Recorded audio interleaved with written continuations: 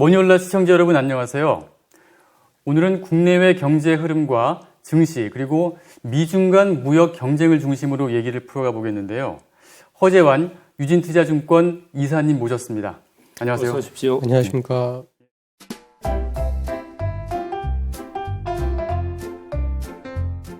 요즘에 날씨가 이제 후덥지근해서 좀 다니시는데도 힘드시죠? 계속 비가 자주 오니까요. 예. 좀 유례없는 기후 변화를 좀 몸소 느끼고 있는 중입니다. 일단 미국 경제 상황부터 한번 좀 살펴봤으면 좋겠는데요.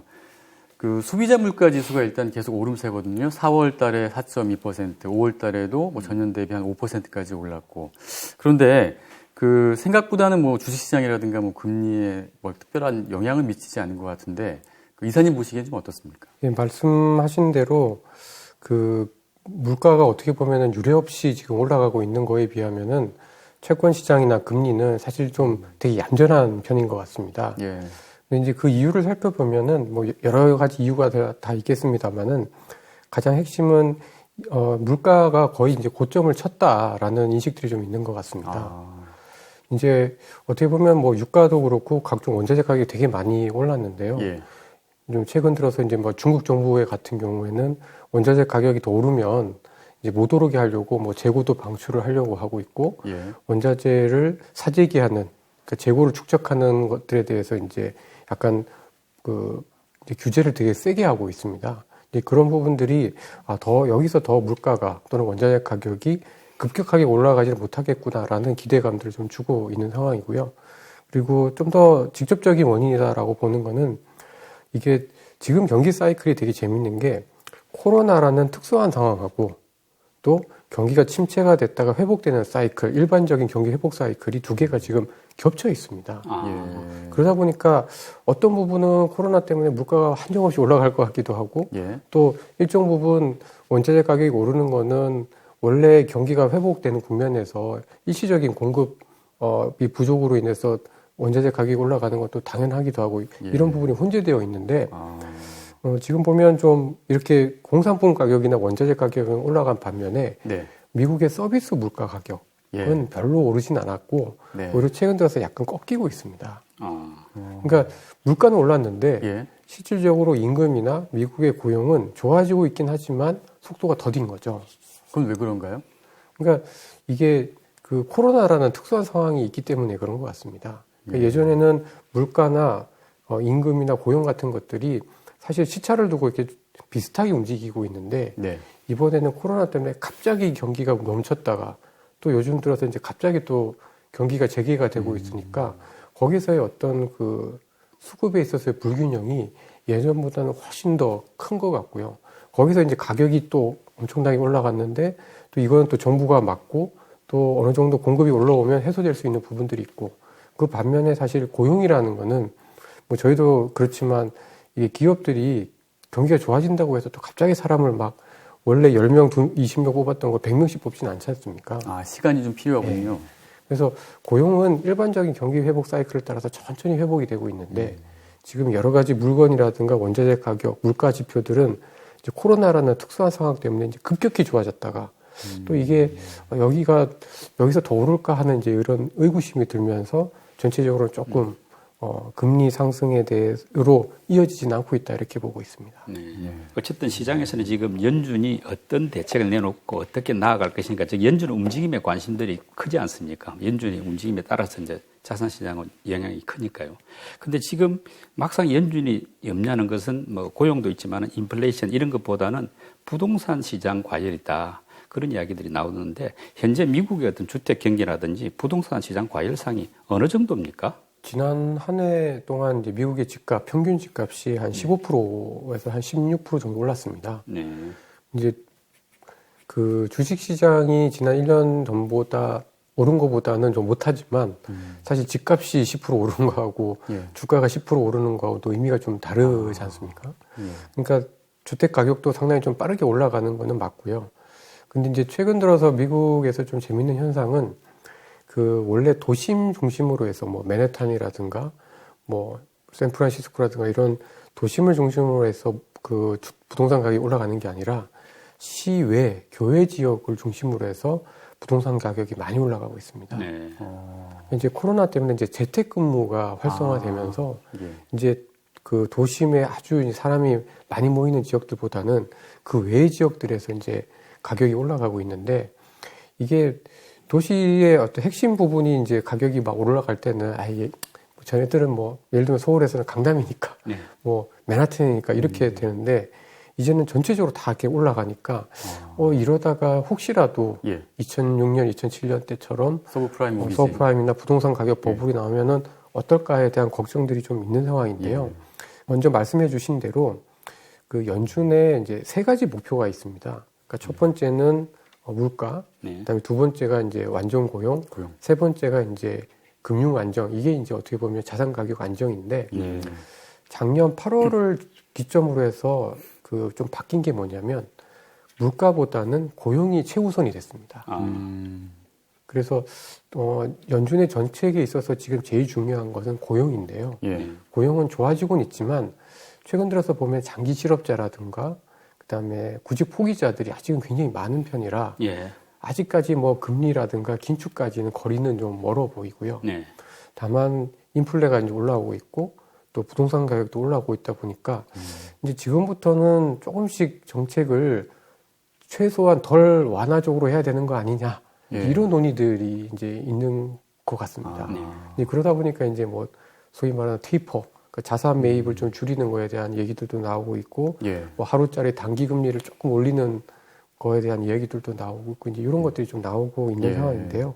근데 아직까지는 통화 정책의 아주 큰 방향이 바뀌었다라기보다는 이제 미세 조정 그리고 일정 부분 이제는 뭐 충분히 이제 경기가 그래도 어느 정도는 정상화 쪽으로는 정상화가 된 건 아니지만 정상화 쪽으로는 미국 경기가 가고 있다라는 거에 대해서는 대부분 좀 공감을 좀 하고 있어서 아마 올해 말 내년 초부터는 조금씩 통화 정책의 변화가 좀 나타날 것 같습니다. 그러니까 그 정상화를 가기 위해서 첫 번째 그 단추가 일단 테이퍼링이지 않습니까? 양적 완화가 지금 월 한 1,200억 달러씩 나가고 있는데 그 중에서 이제 국채가 800억 달러, 400억 달러가 이제 모기지 채권이지 않습니까? 그런데 이제 말씀하신 그 부동산 과열을 좀 잠재우기 위해서 일단 모기지 채권 매입부터 좀 줄여나가지 않을까. 그리고 당장 그게 뭐 한 3분기부터 시작될 수도 있지 않을까. 뭐 그런 예상도 나오고 있는데 그 이사님 보시기엔 좀 어떠세요?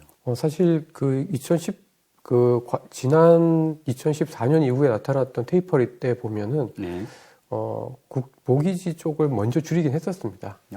그때도요? 그러니까, 그때도 이제 조금 더 먼저 줄였었죠. 근데 지금은 이제 좀 다른 게 이제 그때 당시에는 부동산 때문에 금융기관의 어떤 부실이 굉장히 심했기 때문에 어떻게 보면 좀 많이 지원을 했다가 또 이제 어느 정도 정상화되면서 이제 좀 빨리 이제 정상화를 시키는 그런 단계였었던 것 같고 지금은 사실 미국의 금융기관들이 뭐 지난 한 10년, 15년 동안 워낙 그 자본 충당금도 많이 쌓고 자기 자본도 많이 쌓아서 사실 뭐 당장 뭐 이렇게 어떤 그 통화 정책을 쓰에 있어서 모기지 정권에 대한 매입을 당장 줄여야 되는 압박은 그렇게 크진 않은 것 같습니다.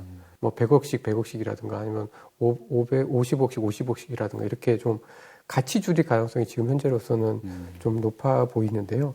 근데 앞서 말씀드린 것처럼 지금 미국은 어쨌든 정상화 쪽으로 가고는 있긴 하지만 고용 시장이 아직은 조금 불안한 부분들도 좀 있고 최근 2개월 연속 기대했던 것보다 미국 고용이 덜 나왔기 때문에 저는 3분기에 테이퍼링을 당장 시행할 가능성은 굉장히 낮아 보이고요. 아마 3분기 때 논의를 하고 선언 정도는 할 것 같습니다. 그러니까 이제 준비를 해라. 그렇게 하고 이제 내년 1월 정도부터 테이퍼를 실시하지 않을까 이렇게 기대를 하고 있습니다. 지금 말씀드린 테이퍼링은 거의 뭐 상수처럼 느끼고 있는데 시장에서는 문제는 테이퍼링을 실시하고 나서 실제로 기준금리를 언제 올릴 것이냐 하는 이런 이제 시점의 문제 같은데 2013년에서 15년 그 사이 보면은 테이퍼링 이야기하고 실제로 기준금리 올리기까지는 한 1년 이상, 2년 가까운 시간이 이제 걸렸는데 이번에도 그때처럼 한 1, 2년 정도 간격이 갈지 아니면 조금 또 좀 줄어들 수 있을지 요게 관심인데 이사님 생각은 어떻습니까? 저는 1년 정도는 텀을 줄 거다라고 보고 있습니다. 1년 정도? 근데 이제 아마 금리를 올리기 시작을 하면 사람들이 일반적으로 생각하는 것보다는 좀 빨리 올릴 것 같고요. 근데 그래도 그 전에는 한 1년 정도의 텀은 충분히 둘 걸로 좀 보고 있고, 이미 지금 시장도 그렇게 예상을 좀 하고 있는 것 같습니다. 그러니까 내년부터는 테이퍼링을 하고, 이제 한 2023년 정도부터는 첫 금리 인상을 하지 않겠느냐라는 게 일단 기본적인 시장의 컨센서스인데요. 이제 문제는 그게 조금 앞당겨질 수 있는 리스크가 있느냐라는 건데, 저는 아직까지는 지금 정도의 어떤 그 미국의 고용 회복 정도라고 하면은 한 1년 정도의 시간이 있다라고 좀 보고 있습니다. 왜냐하면 지금 미국의 고용이 그 코로나 이전보다 한 700만 명 정도가 지금 일자리가 없습니다. 근데 이제 지난달에 이제 50만 명 정도가 고용이 됐었거든요. 그러니까 지금 700만 명이 다 그 어느 정도 일자리를 다시 찾아야지만이 이제 그 코로나 이전으로 회복을 하게 되는데 지금 월 50만 명, 40만 명 이렇게 되면 사실 1년 넘게 시간이 걸리는 거죠. 그렇죠. 그러니까 지금 정도의 고용이다라고 하면은 뭐 1년 넘게 시간이 남았다 이렇게 보셔도 될 것 같고 다만 이게 이제 그 9월달, 10월달 되면은 실업급여 거의 끊기죠. 말하자면. 실업급여를 너무 많이 미국 정부가 주다 보니까 그거를 지금 줄이고 있는데요. 그게 이제 9월에 끝납니다. 그러면 이제 아마 그때 되면 이제 구직을 하려는 사람들이 막 늘어나면서 그렇죠.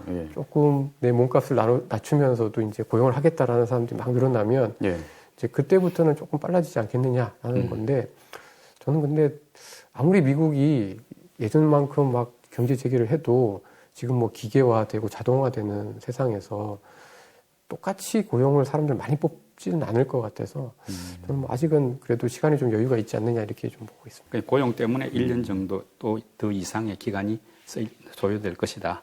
이런 말씀이죠. 미국이 백신 접종이 되고 경기 회복되고 하면서 수요 측면에서 인플레 가능성이 여전히 살아있다고 보고, 그런 측면에서 하반기에는 이런 10년물 장기 국채 금리가 2% 정도는 갈 거다. 이런 또 전문가들도 있더라고요.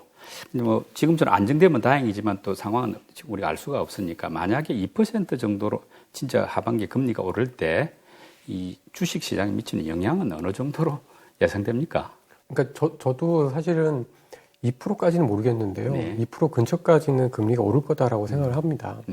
근데 이제 주식 시장 입장에서 봤을 때는 금리 상승보다는 금리 상승의 어떤 속도가 되게 중요하거든요. 그러니까 이제 연초에는 예를 들면 미국 10년 국채 금리가 0.9에서 한 석 달 만에, 실제로는 한 2달 만에 1.7까지 올랐으니까 어떻게 보면 80bp, 0.8%포인트가 3개월 만에 올랐었잖아요. 근데 예를 들어서 지금 1.5%인데 연말까지 2%라고 해도 한 6, 7개월 동안 50bp, 0.5%포인트니까 이제 2% 간다고 해도 이게 당장 가지 않고 천천히만 가면 속도가 그렇게 빠르지는 않은 것 같습니다. 적응할 수 있다는 말씀. 그러니까 경기가 좋아지면 당연히 돈에 대한 수요가 많아져서 금리가 오르는 거는 정상적인데 이제 사람들이 이제 주식 투자 입장에서 봤을 때 걱정을 해야 되는 거는 상승의 속도인 거죠. 그러니까 이게 예를 들어서 0.9%인데 예를 들어서 1.8이면은 2배잖아요. 그렇죠. 그러니까 이자 내는 사람들 입장에서 봤을 때는 갑자기 2배가 내는 그게 되게 중요한 거였습니다.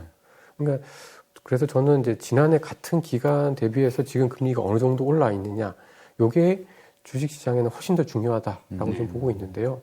만약에 지금 정도 속도로 연말에 뭐 1.9나 2.0% 정도 가는 거라고 하면은 사실 뭐 금리가 어쨌든 올라갈수록 이제 약간 그 이자 부담을 많이 내야 되는 좀 중소기업들이나 어려운 기업들은 이제 주가가 못 올라가긴 하겠지만 큰 기업들은 크게 영향을 받지는 않을 걸로 보고 있습니다. 지금 주식시장 말씀하셨으니까 지금 미국 주식시장 좀 상황은 어떻습니까? 박스권으로 좀 봐야 되나, 아니면 완만하지만은 계속 상승 국면으로 좀 봐야 되나요? 그러니까 우상향인데요. 확실히 이제 5월달 이후로는 탄력은 좀 둔화가 된 것 같습니다. 그러니까 어떻게 보면 이제 미국 시장이 그 연초 이후에 계속 이제 사상 최고치로 혼자 이렇게 막 독주를 하다가 오히려 5월달 이후로는 미국보다는 유럽 그리고 일부 이머징 시장들이 사상 최고치를 경신을 하면서 지금은 뭐 미국도 나쁘지 않고 유럽이나 신흥국도 나쁘지 않은데 약간 시장의 무게는 미국보다는 넌 미국, 미국이 아닌 유럽이나 이머징 시장 쪽이 좀 더 지금 예. 약간 더 활력을 보이고 있는 상황인 것 같습니다. 예. 정시가 결국 힘을 얻기 위해서는 결국은 기업의 실적인데요. 뭐 1분기는 실적들이 나쁘지 않았는데 문제는 이제 곧 2분기 끝나가니까 2분기 실적 추정치들이 이제 나올 거 아닙니까? 어떻습니까? 시장에서 보기에는 2분기도 1분기 이상 또는 그 수준 정도의 실적이 나올 걸로 보고 계신지. 근데 이제 보통 실적을 볼 때 그 절대 레벨도 있지만 네. 지난해 같은 기간 대비한 변동률도 많이 보게 되지 않습니까? 네. 그 뭐 애플 같은 경우에도 9월달, 10월달 신제품 나오면 또 그때 4분기 때 실적이 엄청 좋고 그 직전에 해는 그 직전 분기는 또 실적이 안 좋고 뭐 이런 것들이 반복이 되다 보니까 보통 이제 지난해 같은 기간과 비교한 이제 실적 증가율을 많이 보게 되는데 미국 같은 경우는 아마 2분기가 올해 아마 피크가 될 것 같습니다. 굉장히 높게 예. 나올 것 같은 게 뭐 되게 상식적인 거죠. 작년 2분기 때 미국 기업들 뭐 제대로 장사할 수가 없었기 그렇죠. 다시 때문에 셧다운 됐으니까. 약간 웬만한- 기저 효과가 있다는 예. 말씀이죠. 웬만한 기업들은 아마 올해 2분기의 실적, 7월 달에 발표되는 실적이 아마 수년 내 최고치를 기록을 할 것 같습니다. 예. 근데 이제 문제는 이제 이게 피크를 찍고 이제 떨어지느냐, 그렇죠. 아니면 그래도 좀 높은 수준을 쭉 유지를 하느냐, 이게 좀 문제인 것 같은데요. 예. 다행히 이제 미국도 지금 이제 다시 리오프닝 하면서 뭐 예. 지금 샌프란시스코 하고 뉴욕 같은 경우에는 완전 마스크 벗고 이제 예. 뭐 이제 여러 가지 영업 제한도 별로 없고 이제 이러다 보니까 전체적으로 이제 기업들의 실적은 꾸준히는 좋아질 것 같습니다. 네. 근데 아무래도 그 방향이 그러니까 이제 지난해는 언택트 산업들이 굉장히 좀 좋았었고 또 올해 상반기에는 어떻게 보면 약간 뭐 철강이라든가 이런 원자재라든가 이런 쪽에 원자재 가격이 올라가니까 그런 쪽에 업종들의 실적이 좋았다고 하면 하반기에는 또 조금 이제 그런 분위기가 약간 좀 바뀔 수는 있을 것 같다라고 보고 있습니다. 그러니까 예를 들면은 소재나 산업재보다는 어떻게 보면 약간 소비 쪽이나 서비스 쪽에 해당하는 산업들의 이익이 예. 뭐 예를 들면 호텔이나 예. 여행이나 뭐 식당이나 뭐 이런 쪽의 이익이 좀 더 좋아질 가능성이 좀 있지 않을까 이렇게 보고 있습니다. 예. 그러면 미국 하반기 시장도 결국은 이사님 볼 때는 나쁘지 않다고 전체적으로 보시는 겁니까? 네. 근데 이제 실적 자체는 좋아질 건데 네. 그러니까 어떻게 보면 실적의 증가율은 좀 꺾이는 거죠. 그러면 그 미국 시장이 이제 올해 연초 대비해서 한 11%, 12% 이렇게 올랐다라고 하면은 네. 하반기에는 이제 오르지만 네. 올라가는 속도는 저는 반토막 정도, 한 5, 6% 정도, 네. 이 정도로 저희가 예상을 하고 시장에 대응하는 게 좀 더 합리적이지 않느냐 이렇게 예상을 좀 하고 있습니다. 그럼 현재 주가는 일단 하반기 실적까지는 다 반영이 됐다라고 좀 봐야 될까요? 완전히 다는 반영하지는 않았다고 보여지고요. 예. 근데 그 일정 부분은 뭐 적어도 절반 이상은 반영을 했다라고 보는 게 맞을 것 같습니다.